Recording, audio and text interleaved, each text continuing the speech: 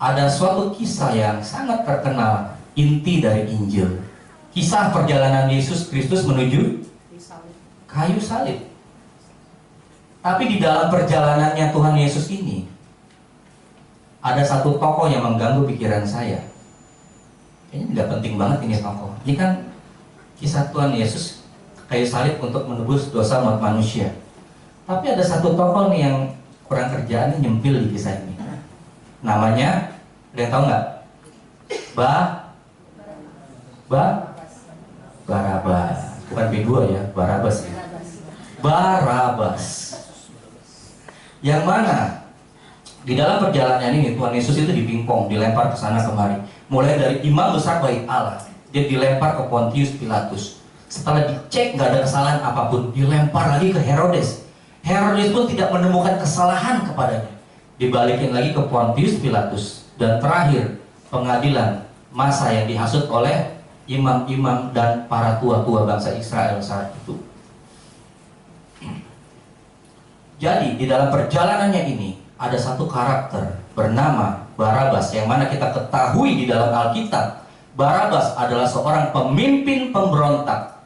Pemimpin pemberontak, seorang perampok, seorang pembunuh, seorang penyamun. Penyamun artinya perampok, perompak atau penjahat. Intinya orang yang sangat berbahaya. Jadi kenapa sih ini ada nama Barabas di sini? Bikin penasaran, ini kan nggak penting. Kan Tuhan Yesus ini siapa sih Barabas? Dia kan penjahat, kenapa dia ada di sini? Tolong next. Kita baca sama-sama kisahnya. Di Matius 27 ayat 11 sampai 26. Kebaca nggak? Kalau nggak kebaca boleh buka Alkitab. Matius 27 ayat 11 sampai 26. Yang nggak kebaca saya tungguin. Kita baca bergantian. Saya yang ganjil, Anda yang genap. Lalu ia membebaskan Barabas bagi mereka, tetapi Yesus disesanya, lalu diserahkannya untuk disalibkan. Jadi pada momen ini saudara, tolong next. Pilatus berpikir bahwa ia memegang kuasa atas nasib kedua orang ini. Dan sudah menjadi kebiasaan pada saat itu di tiap-tiap hari raya Pilatus akan membebaskan salah satu tawanan pidana mati. Jadi pada momen ini Pilatus menampilkan Yesus Kristus, the Son of the Living God, anak Allah yang hidup, versus Barabas, penjahat kelas kakap. Yang mana yang kau pilih untuk aku bebaskan bagimu? Sebutkan. Mereka berteriak, bebaskan Barabas, bebaskan Barabas. Apa yang harus kuperbuat dengan Yesus? Salibkan Yesus. Saudara, coba pikir. Udah otaknya kayak koslet ya kalau saya bilang ya. Saya ngomong terus terang aja lah, kalau zaman sekarang kayak orang koslet. Udah seberendakan banget, udah kayak garis keras gitu loh. Gak peduli dia mau apa. Barabas dengan Yesus disandingkan, dibandingkan, dijejer. Perbandingannya seperti langit dan bumi, hitam dan putih. Barabas, penjahat kelas kakap, penjahat kelas berat, seorang pemimpin pemberontak, dia seorang pembunuh, dia seorang perampok, orang yang sadis, orang yang jahat, dia pantas dibelenggu, dia pantas menerima hukuman mati. Betul? Sedangkan Yesus, apa yang Yesus lakukan selain berbuat baik? Menyembuhkan orang sakit, bangkitkan orang mati, tahirkan orang kusta, buta melihat, lumpuh berjalan, orang mati dibangkitkan, mengampuni dosa. Mana yang kau mau pilih aku bebaskan? Bebaskan Barabas, salibkan Yesus. Coba pikir saudara, dunia terbalik, betul? Orang baik disalibkan, orang jahat dibebaskan. Pilatus angkat tangan, dia cuci tangan, dia basuh tangannya, dan memerintahkan serdadu-serdadu Romawi, lepaskan belenggu dan rantai yang mengikat Barabas. Kemudian Barabas melangkah turun ke dalam kerumunan orang banyak. Mungkin di dalam hatinya berkata, yes, orang-orang ini mengasihi saya.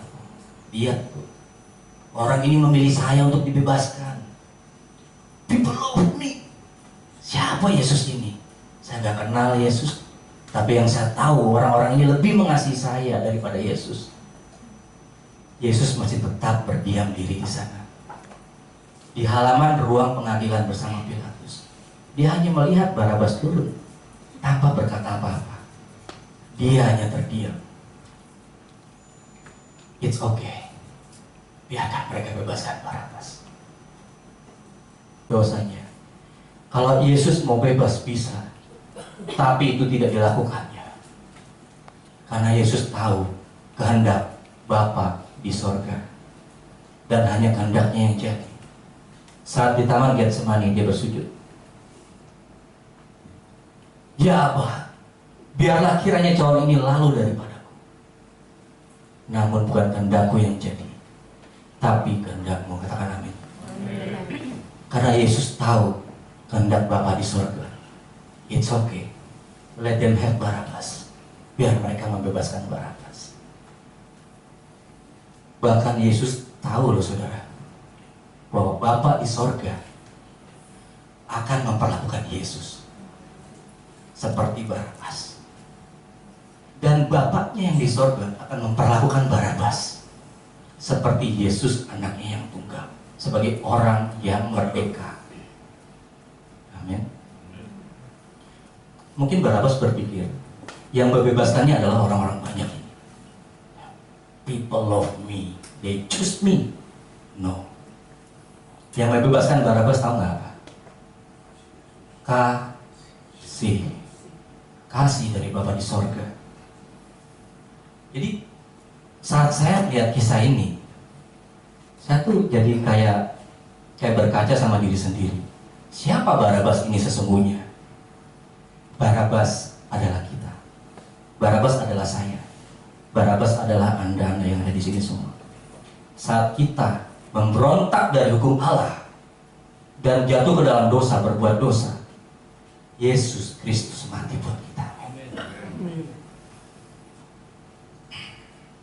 Allah mengirimkan anaknya yang tunggal untuk Barabas. Walaupun Allah Bapa tahu mungkin Barabas akan pergi meninggalkan Yesus begitu aja dan tidak pernah kembali kepada Yesus untuk berterima kasih. Tapi Bapa tetap mengasihinya.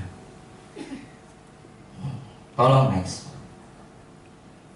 Banyak orang Kristen berpikir kita dibebaskan oleh kasih karunia. Betul ya? Benar, kita dibebaskan oleh kasih karunia. Tetapi banyak dari orang Kristen yang sudah menerima keselamatan, yang sudah dibebaskan, yang sudah menerima kasih karunia, diselamatkan oleh kasih karunia itu, masih jatuh ke dalam lembah dosa yang gelap, masih terikat dosa, diperbudak oleh dosa walaupun dia sudah menerima kasih karunia itu. Dan seringkali orang-orang itu memakai kekuatannya sendiri untuk berontak agar dapat keluar dari tempat lembah dosa yang gelap itu. Dia berusaha merangkak keluar, tidak akan pernah bisa. Dia terikat dosa. Dia berusaha pakai kekuatannya sendiri untuk memutuskan setiap rantai, setiap belenggu yang mengikatnya.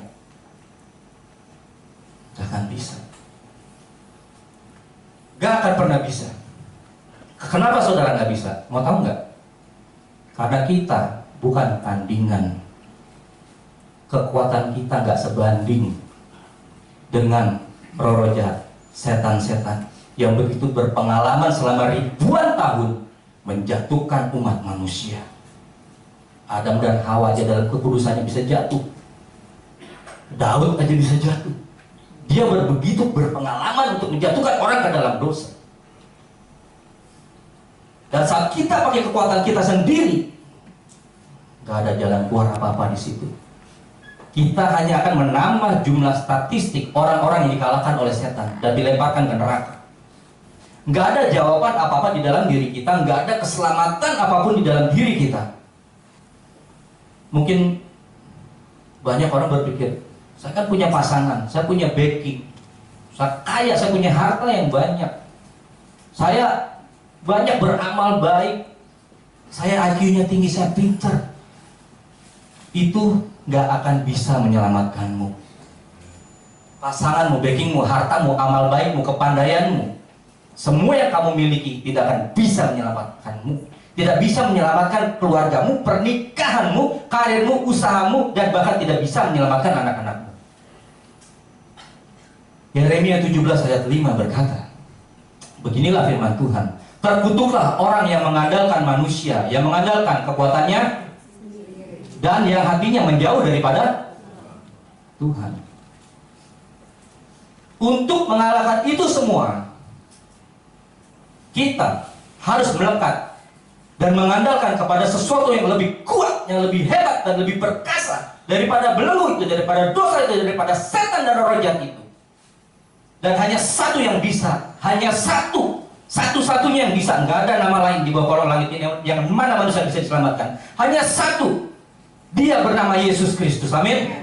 Hanya dia yang bisa menggantikan kita atas semua dosa-dosa dan pelanggaran kita.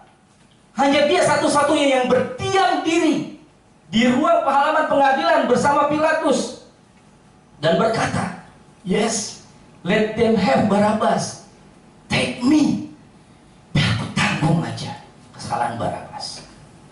Seberapa sering di posisi kita, saudara, kita di atas pelataran ruang pengadilan bersama Yesus dan Pilatus, dan kita adalah Barabas. Saat Tuhan mau melepaskan belenggu kita, saat Tuhan mau melepaskan rantai-rantai yang mengikat kita, dosa-dosa yang mengikat kita, kita pakai kekuatan sendiri, kita pegang erat itu semua dosa. Kita nggak mau melepaskan belenggu itu, kita nggak mau melepaskan semua rantai itu, kita nggak mau bertobat sungguh-sungguh berbalik kepadanya. Seberapa sering saya sering doa itu nangis, bisa tahu isi hati Tuhan. Tuhan itu benar-benar, dia tuh ngebet banget mau menyelamatkan kita. Tapi seringkali orang yang mau diselamatkan itu menolak untuk diselamatkan. Mereka lebih menyukai dosa, lebih menyukai kedagingan, lebih menyukai hal-hal yang gelap. Saya nangis lihat itu semua. Tuhan mau menyelamatkan, tapi yang diselamatkan melepas pengampunan aja sulit. Padahal Tuhan mengorbankan nyawanya untuk dia. Dia nggak mau mengampuni, dia nggak mau bertobat, lebih menyukai dosa. Matius 11 ayat 28, jemaat yang baca 3, 2, 1. Marilah.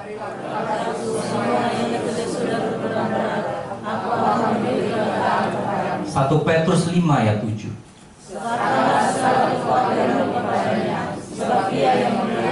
Yeremia 17 ayat 7.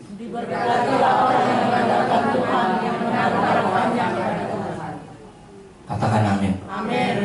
Hanya ini yang kita miliki. Satu-satunya jalan keluar yang kita miliki, yang saya miliki, yang Anda miliki. Hanya Yesus satu-satunya jalan keluar. Gak ada yang lain. Sebab di luar Yesus firman Tuhan berkata, kita tidak bisa berbuat. Tolong next. Yohanes 15 ayat 5. Akulah pokok anggur dan kamulah ranting-rantingnya. Barang siapa tinggal di dalam aku dan aku di dalam dia, ia berbuah. Sebab di luar aku kamu. Saat kita di luar Yesus, kita tidak dapat berbuat